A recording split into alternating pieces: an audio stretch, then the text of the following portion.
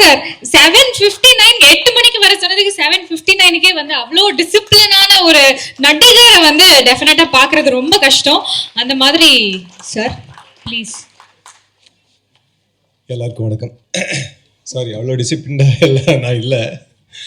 Flight வந்துருச்சு, சீக்கிரம் வந்துருச்சு, அதனால் வர வேண்டியதாகிடுச்சு. வந்து இங்கே உட்காந்துட்டேன். சாரி. ஐபிஎல் இன்னைக்கு ஆடியோ ட்ரெய்லர் ரிலீஸ். இந்த திருவிழாக்குள்ளே கலந்துக்க வாய்ப்பு கிடைச்சதுக்கு ஒரு மகிழ்ச்சி. சினிமா வந்து ஜனங்களோட மீடியம், மக்களோட மீடியம்னு எல்லாருமே சொல்கிறாங்க. நான் ஒன்று நம்புகிறேன். அதுக்கு ஒரு பெரிய எக்ஸாம்பிள் பாக்யராஜ் சார் இங்கே இருக்கார். ஸோ மக்களுக்காக ஒரு டெமோக்ரஸி மாதிரி மக்களுக்காக மக்களோட கதைகளை மக்களே எடுத்து அதை வந்து அது மூலிமா நிறைய கேள்விகளை ரீவிசிட் பண்ணுற மாதிரி ஒரு மீடியம். இப்போது இந்த காலகட்டத்தில் நிறைய விஷயங்கள் மாறிட்டு இருக்கு. சினிமா வந்து கிட்டத்தட்ட சிஸ்டமோட அடிமையாக மாறிட்டு இருக்கிற காலகட்டத்தில் தமிழ் சினிமாவில் தொடர்ந்து இந்த மாதிரி படங்கள் மக்களோட வாய்ஸாக நிற்கிற, மக்கள் சார்பாக கேள்வி கேட்குற படங்கள் வந்துட்டு இருக்கிறது ரொம்பவே சந்தோஷம். அந்த மாதிரி ஒரு படமாக ஐபிஎல் இருக்க போகிறதுங்கிறது எனக்கு அந்த படத்தில் ஒரு நடிக்க வாய்ப்பு கிடைச்சிருக்கிறது ஒரு பெருமை. Thanks to the whole team and thanks director and ப்ரொடியூசருக்கு நான் நன்றி சொல்லணும். அது இல்லாமல் வந்து அவங்க தைரியத்துக்கு ஜனங்க வந்து சப்போர்ட் கொடுப்பாங்கங்கிற ஒரு பெரிய நம்பிக்கையில் உங்கள் எல்லாருக்கும் நன்றி சொல்லிக்கிட்டு தேங்க்யூ.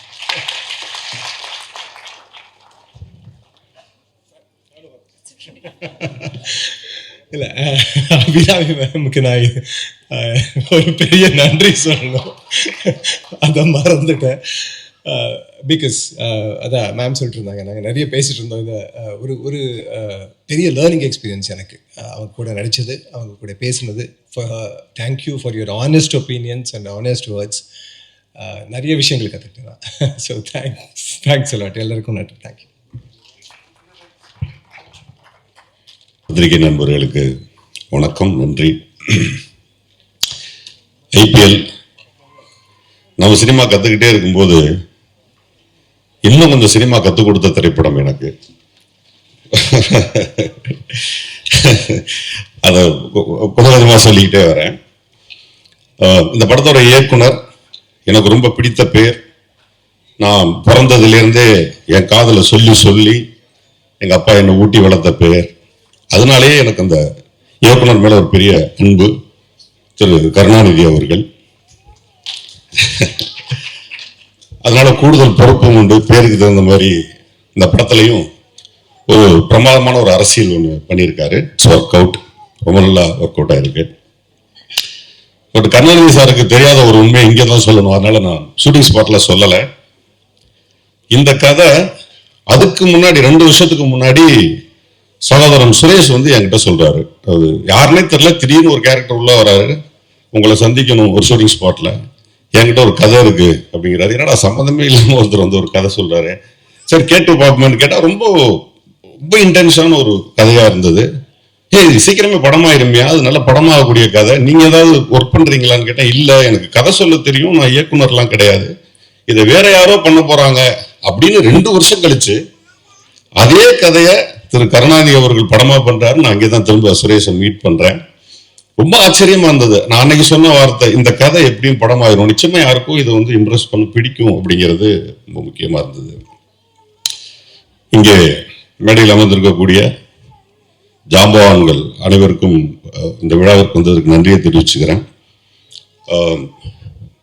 அவர் சார் சொன்ன, அரவிந்த் சார் சொன்ன மாதிரி சின்ன வயசுலேருந்து ரசிச்ச அப்படின்னு சொன்ன உடனே எனக்கு டக்குன்னு என்ன ஞாபகம் வருதுன்னா, 17, 18 வயசு, 20 வயசு, 25 வயசு பசங்களை பார்த்தோம். அண்ணா உங்களை மெட்டிவலி பார்க்கும்போது எனக்கு 4 வயசுமா.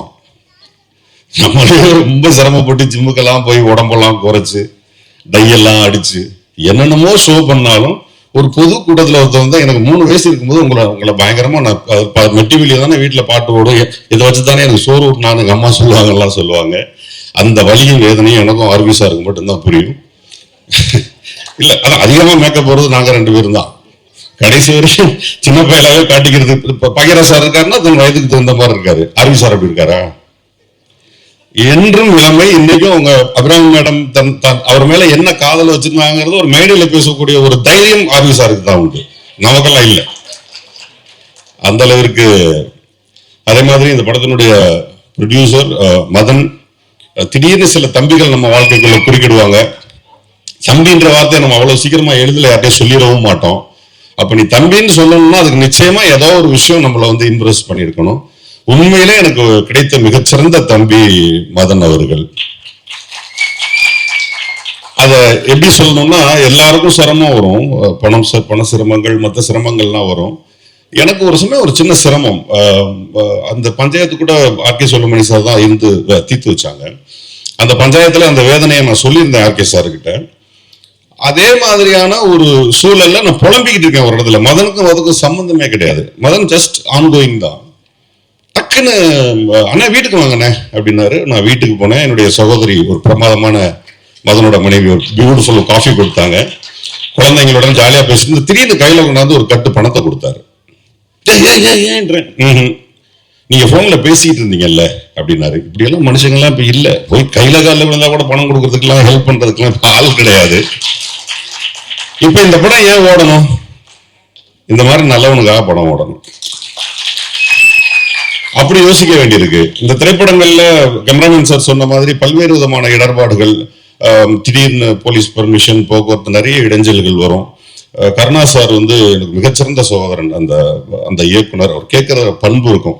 நான் வெளிநாடுகள்ல இருந்துட்டும் போன் பண்ணி ஒரு நிமிஷம் கூட ஷூட்டிங் நிக்காம நான் பாத்துக்கிட்டேன்.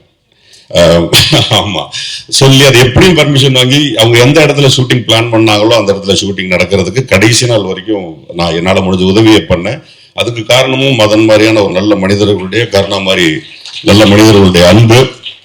இன்னைக்கு மியூசிக் டைரக்டரோட விழா இது. அதனால தம்பி எனக்கு தெரிஞ்ச அடுத்த படத்துல அவனை போஸ்டரா வச்சு ஹீரோவா தான் படம் பார்ப்போம் போல இருக்கு. அவ்வளவு அழகா இருக்காப்புல. உறவினர் வேற. வாழ்த்துக்கள். மிகச்சிறந்த பாடல்களை பண்ணியிருந்தீங்க. கார்த்திக் அன்னைக்கு போன்ல பேசின ஒரு பாட்டுக்கு, மோகன், அந்த மாதிரி. அப்புறம் கிஷோர் சார், நான் அபிராமி மேடம் கூட நடிக்கல, அதனால என்னுடைய காதல சொல்ல முடியாத சூழல். கிஷோர் சார் வந்து ஒரு சக நடிகர், எல்லாவற்றையும் மீறி இவ்வளவு யதார்த்தமா, உடம்புல ஒரு துளி திமிர் இல்லாம உலகளாவிய ஒரு நடிகரா ஒருத்தர் இருக்க முடியுமான்னு எனக்கு தெரியவே இல்லை. கொஞ்சமாவது திமிர் வந்துடணும். அது திமிர் இருந்தா தான் மனுஷன். திமிர் இல்லைன்னா கடவுள். அவன் திமிர்னா கடவுள். ஏன்னா ஒரு துளியாச்சும் திமிர் வந்துடும். அவன் உடைகள்ல திமிர் வரும், நடைகள்ல திமிர் வரும், பேச்சுல திமிர் வரும். நான் அப்படி ஒரு திமிரே இல்லாத ஒரு நடிகனை பார்த்தேன்னா நான் நடித்த இந்த சக காலங்கள்ல அது ஒன்லி கிஷோர் சார் தான். வாழ்த்துக்கள் Kishore sir. Long way to go. நீங்க இந்திய சினிமாக்கள்ல மிகப்பெரிய உயரத்துல இருக்கீங்க. இன்னும் உலக சினிமாக்கள் போறதுக்கு என்னுடைய வாழ்த்துக்கள். கதாநாயகி மற்றும் நடித்த நடிகர்கள், டெக்னீஷியன்ஸ், ஆர்ட் டைரக்டர் சார், எல்லாத்தையும் மீறி இதை நடத்திக்கிட்டு இருக்கிற கலைமாமணி, என்னுடைய அருமை சோதரர் நிகில் அவர்கள். கலைமாமணி தானே? கலைமாமணி நிகில் அவர்கள். இது போடும்போது கலைமாமணி நிகில்னு போடலன்னு நான் கோச்சுப்பேன். ஆமா, அது அவ்வளவு தூரம் வேல்யூபிளா பண்ணியிருக்காப்ல. இப்போ வரைக்கும் பண்ணிட்டு இருக்கிறாரு. அப்புறம் இறுதியா டிடிஎஃப் வாசன். இப்ப நான் பல பஞ்சாயத்துகள் அட்டன் பண்ணதுல டிடிஎஃப் வாசனுடைய பஞ்சாயத்தும் ஒண்ணு. கண்ணகாசுக்க. அப்புறம் அந்த பஞ்சாயத்தையும் முடிச்சு வர்றது அது வேற விஷயம். அப்படி இதையெல்லாம் மீறி படம் பண்ணும் பொழுது எனக்கே ஒரு கேள்வி இருந்துச்சு. ஒரு அறிமுகப்படுத்தக்கூடிய இப்ப யூடியூபர்ஸ் நிறைய பேர் அறிமுகமாகறாங்க. ஒரு டிடிஎஃப் உடைய அறிமுகம் எப்படி இருக்கும் அப்படிங்கிற கேள்வி எனக்குள்ள உண்டு. அதுக்கு பதில ஏர்போர்ட்ல ஒருத்தன் கேட்டான், ஐபிஎல் எப்பன்னு கேட்டான். அது நீ வந்து டிஎன்சிஏல கேட்கணும், இல்லாட்டி பிசிசிஐல கேட்கணும். ஏன்டா கேட்கிறேன்னு. ஐயோ, அந்த ஐபிஎல் இல்ல, வாசனுடைய ஐபிஎல் அப்படின்னு கேட்டான். சோ டிடிஎஃப் வாசன் ஐபிஎல் நடிக்கிறத ஒருத்தன் ஏர்போர்ட்ல கேட்கிறான்னா, அந்த யூடியூபர்ஸ் ஒருத்தன் சினிமாவில் வர்றது எந்த வகையில தவறாக இருக்கிறது? இப்ப நமக்கு ஒன்னே ஒன்று தேவை. இங்க தியேட்டர்ல படம் வந்திருக்கு, இதுல வந்து ஒரு 100 பேர் படம் பார்க்கணும். அந்த 100 பேரை எவெல்லாம் இழுக்கிறானோ அவெல்லாம் ஹீரோ தான். சோ அந்த வகையில டிடிஎஃப் வாசனுக்கு ஒரு நல்ல எதிர்காலம் இருக்கிறது. நல்ல 2 வீலர் ஓட்டுங்க, எல்லாம் ஓட்டுங்க, சட்டப்படி ஓட்டுங்க.